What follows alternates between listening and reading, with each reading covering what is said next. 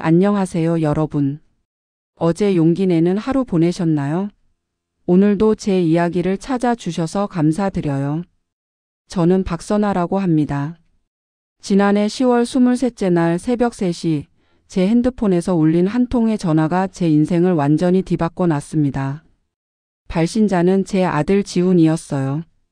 그런데 통화 버튼을 누르자마자 들린 건 아들 목소리가 아니었습니다. 언니가 내일이면 다 끝나. 30억짜리 건물도 가게도 다 우리 거야. 제 여동생 미화의 목소리였어요. 그리고 낯선 남자 목소리가 이어졌죠. 지훈이 그 새끼 진짜 쓸만하네. 제 어미 팔아먹는 걸 이렇게 적극적으로 도와주다니. 어머니 독사라는 건 좀 그렇지 않아? 차라리 사고사로. 무슨 소리야? 이미 시작했는데. 내일 아침이면 심장마비로 죽을 거야. 그 노인네가 매일 먹는 혈압약에 조금씩 다른 약을 섞었거든. 순간 제 심장이 멈추는 것 같았습니다. 제가 지금 뭘 듣고 있는 건지. 하지만 전화는 계속되었어요.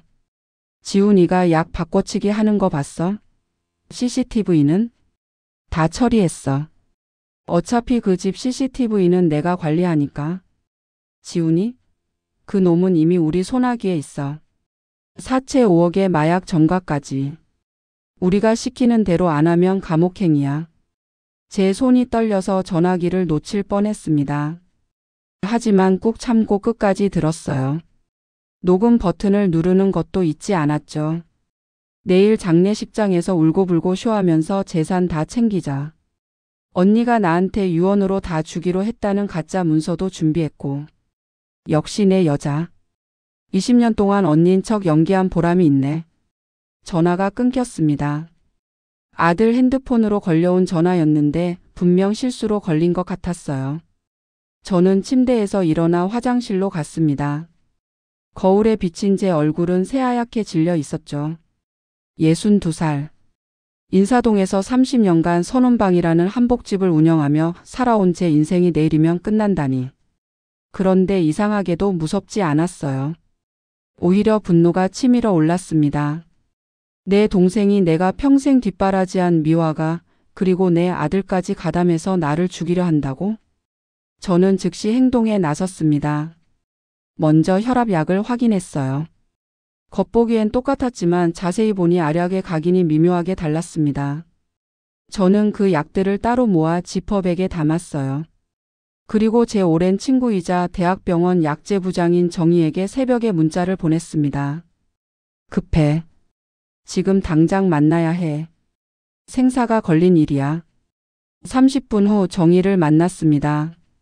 약을 건네자 정희의 표정이 굳어졌어요. 선아야, 이건 디곡신이야. 심장약인데 과다 복용하면 심장마비를 일으켜. 누가 내 약을. 내 동생과 아들이야. 정희가 경악했지만 저는 침착했어요. 정희야, 부탁이 있어. 이 약 성분 분석서 만들어줘. 그리고 제가 계획을 설명하자 정희가 고개를 끄덕였습니다. 알았어. 내가 도와줄게. 그런데 경찰에 바로 신고해야 하지 않아? 아니야. 놈들을 제대로 잡으려면 함정이 필요해. 그날 이후 내 삶은 달라졌다. 저는 평소처럼 행동했습니다. 아침에 일어나 가게에 출근하고 미화와 담소를 나누고 지훈이와 저녁을 먹었죠. 하지만 약은 먹지 않았어요. 먹는 척만 하고 버렸죠. 이틀 뒤 미화가 이상하다는 듯 물었습니다. 언니 요즘 약 잘 먹고 있어? 안색이 안 좋아 보여. 응, 잘 먹고 있어. 근데 요즘 좀 어지럽네. 제가 일부러 비틀거리자 미화의 눈이 반짝였어요. 언니 병원 가봐야 하는 거 아니야? 괜찮아. 좀 쉬면 나아질 거야. 그날 밤 저는 또 다른 조력자를 찾았습니다. 바로 제 조카 미화의 친딸 수연이었어요. 25살 수연이는 미국 유학 중이었는데 방학을 맞아 한국에 와 있었죠. 수연아, 이모한테 할 말이 있어. 카페에서 만난 수연이에게 모든 걸 털어놨습니다. 녹음 파일도 들려줬죠. 수연이는 충격에 휩싸였어요. 엄마가 정말로? 미안해, 수연아. 하지만 내 엄마를 막아야 해. 수연이는 한참을 울다가 결심한 듯 말했습니다. 이모, 제가 도와드릴게요. 엄마가 미쳤어요. 이건 용서할 수 없는 일이에요. 수연이의 도움으로 더 많은 증거를 확보할 수 있었습니다. 미화가 집에 숨겨둔 가짜 유언장, 최 대표라는 사기꾼과 주고받은 문자, 그리고 충격적이게도 생명보험 서류까지. 이모 엄마가 이모 명의로 생명보험을 여러 개 들었어요. 수익자는 전부 엄마로 되어 있고요. 보험금만 합쳐도 20억이 넘었습니다. 일주일 후 저는 쓰러지는 연기를 했어요. 가게에서 일하다가 갑자기 가슴을 부여잡고 쓰러진 거죠. 언니. 미화가 달려왔지만 그녀의 눈엔 걱정보다는 기대감이 가득했어요. 병원에 실려간 저는 의사에게 미리 부탁해둔 대로 연기를 계속했습니다. 정의가 섭외한 의사였죠. 환자분 상태가 매우 위중합니다. 심장이 많이 약해져 있어요. 미화가 급히 물었어요. 얼마나 남은 거예요? 길어야 일주일입니다. 미화가 돌아서며 미소 짓는 걸 봤어요. 그리고 복도에서 누군가와 통화하는 소리가 들렸죠. 오빠, 일주일이래. 이제 정말 끝이야. 저는 침대에 누워 천장을 바라봤습니다. 내가 키운 동생이 내 새끼가 나를 이렇게 죽이려 한다니. 하지만 아직 끝이 아니었어요. 진짜 반격은 지금부터였으니까요. 태어난 저는 집에서 죽어가는 노인 연기를 완벽하게 해냈습니다. 힘없이 누워있고 밥도 제대로 못 먹는 척했죠. 미화는 매일 찾아와서 헌신적인 동생 역할을 했어요. 언니, 죽기 전에 재산 정리 좀 해두는 게 어때? 지훈이한테 다 물려주면 세금이 너무 많이 나올 거야. 그래. 내 말이 맞아. 저는 일부러 고개를 끄덕였어요. 그럼 내가 서류 준비해 올게. 언니는 도장만 찍으면 돼. 미화가 나간 후 저는 수연이에게 연락했습니다. 수연아, 내 엄마가 내일 가짜 서류를 들고 올 거야. 준비됐니? 네, 이모. 제가 몰래 CCTV를 설치해 뒀어요. 화장실에도 주방에도요. 그리고 저는 또 다른 조력자에게 연락했습니다. 바로 서울지검 특수부에서 일하는 제 사촌 동생 현수였어요. 형님, 증거 다 모았습니다. 내일 현장을 덮치겠습니다. 다음 날 오후 2시 미화가 서류 뭉치를 들고 왔습니다. 그리고 충격적이게도 지훈이도 함께였어요. 어머니, 이모 말이 맞아요. 미리 정리해 두셔야 해요. 지훈이의 눈은 초점이 없었어요. 약에 취한 것 같았죠. 지훈아, 너. 어머니, 그냥 도장만 찍으세요. 다 어머니를 위한 거예요. 미화가 서류를 내밀었습니다. 재산 포기 각서, 선운방 양도 계약서, 그리고 모든 통장의 이체 동의서까지. 저는 떨리는 손으로 도장을 들었습니다. 그 순간 동작 그만. 현관문이 벌컥 열리며 형사들이 들이닥쳤어요. 현수가 앞장서 있었죠. 박미화 씨, 강지훈 씨 살인 미수 및 사기 혐의로 긴급 체포합니다. 미화가 경악하며 소리쳤어요. 뭐야? 언니가 날 속인 거야? 저는 침대에서 벌떡 일어났습니다. 그래, 내가 다 알고 있었어. 내가 날 죽이려 한 것도 내 아들을 협박한 것도. 그때 지훈이가 무릎을 꿇었어요. 어머니, 저 좀 살려주세요. 전 어쩔 수 없었어요. 이모가 마약을. 마약? 현수가 설명했습니다. 미화 씨가 조카를 마약에 중독시켜 조종했습니다. 최 대표라는 공범과 함께요. 그제야 모든 퍼즐이 맞춰졌어요. 미화는 처음부터 치밀하게 계획한 거였어요. 지훈이를 마약에 중독시켜 꼭두각시로 만들고 저를 독살하려 한 거죠. 언니 용서해줘. 난 그냥. 닥쳐. 제가 처음으로 미화에게 소리를 질렀어요. 넌 내 동생이 아니야. 동생은 이미 오래전에 죽었어. 내가 죽인 거야. 경찰이 미화를 연행하려 하자 갑자기 미화가 칼을 꺼내 들었어요. 다 내 탓이야. 언니만 없었으면. 미화가 제게 달려들었지만 수연이가 몸을 날려 엄마를 막았습니다. 엄마 그만해. 더 이상 죄 짓지 마. 미화는 딸에게 막혀 무너져 내렸어요. 그때 또 한 명이 들어왔습니다. 최 대표였어요. 아니, 정확히는 수갑을 찬 최 대표였죠. 미화야. 다 끝났어. 알고 보니 최 대표는 이미 수배 중인 전문 사기꾼이었고 여러 건의 살인 혐의도 있었어요. 재판이 시작되었습니다. 미화와 최 대표의 재상이 하나하나 밝혀졌어요. 그들은 무려 3년 전부터 이 일을 계획했다고 합니다. 처음엔 단순히 재산을 빼앗으려 했는데 제가 쉽게 넘어가지 않자 살인을 계획한 거였죠. 지훈이를 타깃으로 삼아 사업 실패를 유도하고 마약에 중독시켜 협박했어요. 더 충격적인 건 미화가 이미 다른 노인 2명을 같은 수법으로 죽였다는 거였어요. 보험금을 타기 위해서였죠. 피고인 박미화 살인죄 및 살인미수, 사기, 마약 유통 등의 혐의로 무기징역을 선고합니다. 피고인 최모 씨 같은 혐의로 사형을 선고합니다. 법정이 조용해졌어요. 미화가 절규했지만 전 돌아보지 않았습니다. 지훈이는 피해자로 인정받아 치료 명령을 받았어요. 마약 중독 치료를 받아야 했죠. 재판이 끝난 후 수연이가 제게 왔어요. 이모 정말 죄송해요. 엄마 때문에. 수연아, 넌 잘못이 없어. 오히려 고마워. 내가 없었으면 난 정말 죽었을 거야. 수연이를 안아주며 생각했습니다. 피는 못 속인다지만 수연이는 달랐어요. 정의로운 아이였죠.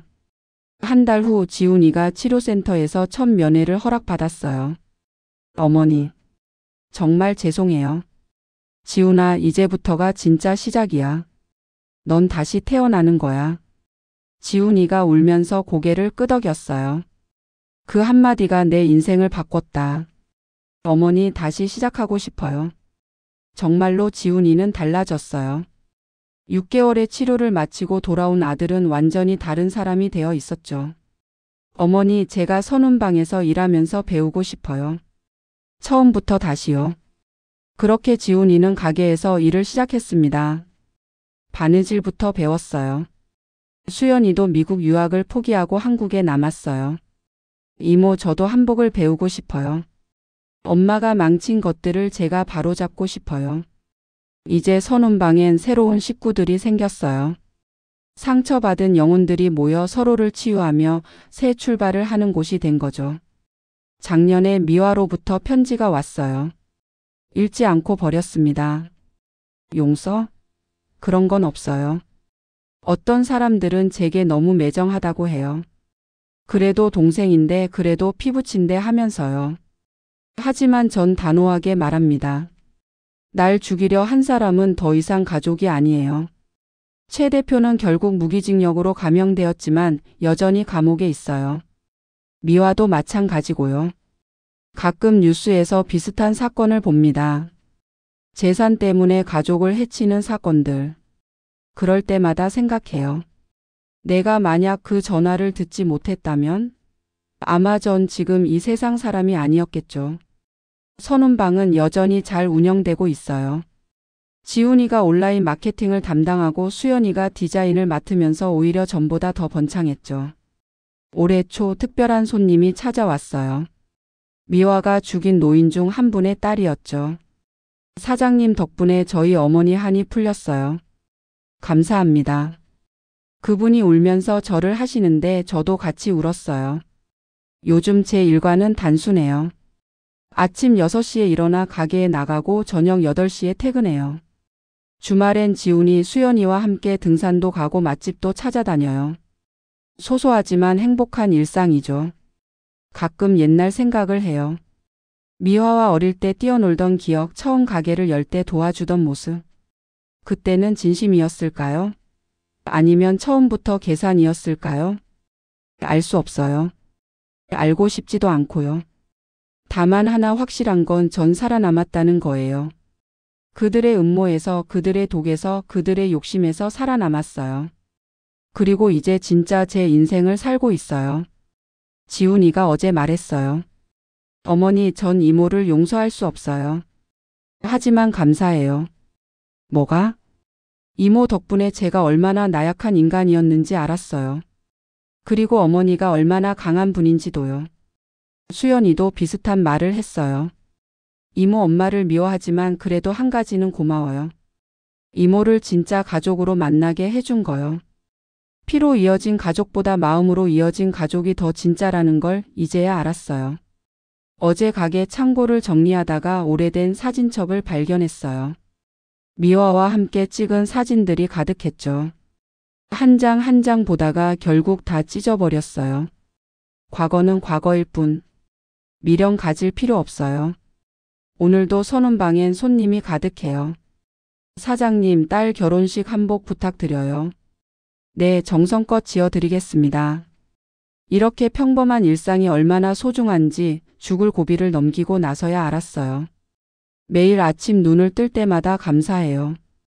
오늘도 살아있구나. 오늘도 숨 쉴 수 있구나. 미화는 감옥에서 10년째 복역 중이에요. 앞으로도 최소 20년은 더 있어야 한대요. 가석방? 없어요. 제가 매번 반대 의견서를 내거든요. 피해자로서 가해자의 가석방을 절대 반대합니다. 매정하다고요? 그럼 어떡해요? 제 목숨이 더 소중한걸요. 지훈이가 요즘 연애를 시작했어요. 상대는 같은 치료센터에서 만난 여자예요. 서로의 상처를 이해하는 사이래요. 어머니 소개시켜 드릴게요. 그래, 데려와. 며칠 전 만난 지훈이 여자친구는 참 맑은 사람이었어요. 과거는 어땠든 지금은 열심히 살고 있는 게 보였죠. 어머니 잘 부탁드립니다. 응, 잘 지내보렴. 이렇게 새로운 인연이 만들어지고 새로운 가족이 생기는 거겠죠. 수연이는 이제 독립 디자이너가 되었어요. 선운방 한복도 만들지만 자기 브랜드도 론칭했죠. 이모, 제 브랜드 이름 새아침이에요. 이모가 저한테 새로운 아침을 선물해 주셨잖아요. 눈물이 났어요. 이 아이가 겪은 상처를 생각하면. 하지만 수연이는 강해요. 엄마의 죄를 대신 사과하며 살지만 당당해요. 최근에 또 편지가 왔어요. 이번엔 최 대표로부터였죠. 박선아 씨, 미화가 면회도 안 온다. 혼자 썩어가는 기분이 어떤지 당신도 알아야 한다. 웃겼어요. 자업자득인데 뭘 알아야 한다는 건지. 편지는 그냥 경찰에 넘겼어요. 협박성 편지라고요. 가끔 사람들이 물어요. 그런 일을 겪고도 어떻게 그렇게 씩씩하세요? 그럴 때마다 이렇게 답해요. 죽을 고비를 넘기면 뭐든 할 수 있어요. 정말이에요. 죽음 앞에서 살아남으면 세상에 무서울 게 없어져요. 올해로 64살이 되었네요. 앞으로 얼마나 더 살지 모르지만 하루하루를 소중히 살 거예요. 미화? 이제 정말 잊었어요. 아니, 잊으려고 노력해요. 증오도 에너지거든요. 그 에너지를 차라리 제 행복에 쓰는 게 낫죠. 선운방은 이제 전국적으로 유명한 한복집이 되었어요. 미화 사건이 언론에 보도되면서 오히려 더 유명해졌죠. 독살 위기에서 살아남은 한복장인 이런 타이틀로요. 씁쓸하지만 덕분에 장사는 잘 돼요. 어제는 대통령 영부인도 다녀가셨어요. 사장님 이야기 들었어요. 정말 대단하세요. 아니에요. 그저 살기 위해 발버둥 친 것뿐이에요. 지훈이가 내년에 결혼한대요. 어머니, 저 이제 정말 새 출발하고 싶어요. 그래, 잘 생각했어. 결혼식엔 미화를 초대하지 않을 거예요. 영원히요. 수연이도 곧 결혼할 것 같아요. 좋은 사람을 만났거든요. 이모가 제 엄마예요. 진짜 엄마. 그 말에 또 울었네요. 나이 들어 눈물이 많아졌어요. 이제 정말 마무리를 해야겠어요. 제 이야기가 누군가에게 경각심이 되었으면 해요. 가족이라고 다 믿지 마세요. 돈 앞에서는 사람이 변해요. 특히 큰 돈 앞에서는 악마가 되기도 하죠. 항상 조심하세요. 약 하나도 음식 하나도. 그리고 이상한 낌새가 보이면 바로 행동하세요. 망설이면 늦어요. 저처럼 운 좋게 살아남을 수 있는 사람은 많지 않으니까요. 여러분이 저였다면 어떻게 하셨을 것 같나요? 미화를 용서하셨을까요? 아니면 저처럼 끝까지 단호하셨을까요? 가장 믿었던 사람에게 배신당한 비슷한 경험이 있다면 댓글로 공유해 주세요. 우리 서로의 상처를 통해 더 강해질 수 있을 거예요. 마지막으로 여러분, 오늘 제 이야기를 들어주셔서 정말 감사드려요. 앞으로도 제 경험이 더 많은 분들에게 도움이 될 수 있도록 열심히 활동하겠습니다. 여러분, 용기 내서 행복하세요.